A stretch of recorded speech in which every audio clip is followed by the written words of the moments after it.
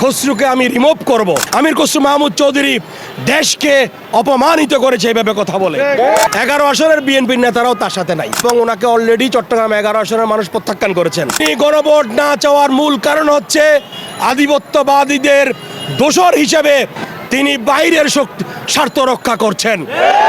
আমি দেশের গোয়েন্দা সংস্থাকে আপনাদের মাধ্যমে অনুরোধ করব, এই বিষয়গুলো খতিয়ে দেখে যদি তার সত্যতা পাওয়া যায়, জাতির বৃহত্তর স্বার্থে তাকে আইনের আওতায় আনা হোক।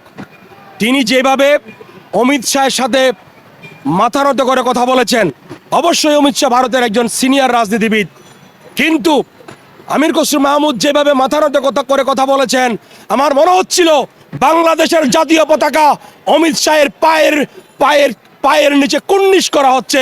আমির খসরু মাহমুদ চৌধুরী দেশকে অপমানিত করেছে এভাবে কথা বলে। এবং চট্টগ্রামের এখানে বিদেশিদের স্বার্থ আছে। আপনারা জানেন, নির্বাচনের তফসিল ঘোষণা হওয়ার আগে যে গণভোটের বিষয় ছিল, তিনি একমাত্র রাজনীতিবিদ যিনি বলেছিলেন আমরা গণভোট মানি না। কিসের গণভোট?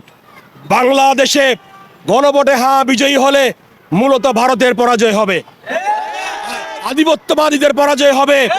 তিনি গণভোট না চাওয়ার মূল কারণ হচ্ছে আধিপত্যবাদীদের দোসর হিসেবে তিনি বাইরের স্বার্থ রক্ষা করছেন। এটি এখন জাতি বিশ্বাস করে, তার দলের লোকেরাও তার পাশ থেকে সরে যাচ্ছে। আপনারা দেখেছেন তার নির্বাচনী প্রচার কার্যে চট্টগ্রাম মহানগরীর কোন শীর্ষস্থানীয় বিএনপির নেতৃবৃন্দ তার সাথে নাই। তিনি 2005 সালে সিটি কর্পোরেশন নির্বাচনে বিএনপি প্রার্থী মীর মোহাম্মদ নাসির উদ্দিনের বিরুদ্ধে দাঁড়িয়েছিলেন এবং এটি চট্টগ্রামের মানুষরা জানে। তিনি তার একই দলের, তিনি যখন মহানগরী সভাপতি, তার মহানগরী সেক্রেটারি যখন ডাক্তার শাহাদাত ভাই ছিলেন, আমরা দেখেছি ভিডিও কল, অডিও ক্লিপ দেখেছি, দেশনেত্রী বেগম খালেদা জিয়া গোলাম আকবর খন্দকারের সাথে যে টেলিফোনিক কল, সেখানে বলেছেন খসরুকে আমি রিমুভ করব। জাতির স্বার্থ বিরোধী আধিপত্যবাদীদের স্বার্থ রক্ষায় যিনি ভারতের রয়ের সাথে আঘাত করছেন, দেশনেত্রী বেগম খালেদা জিয়া তার ব্যাপারে ঠিকই বলেছেন।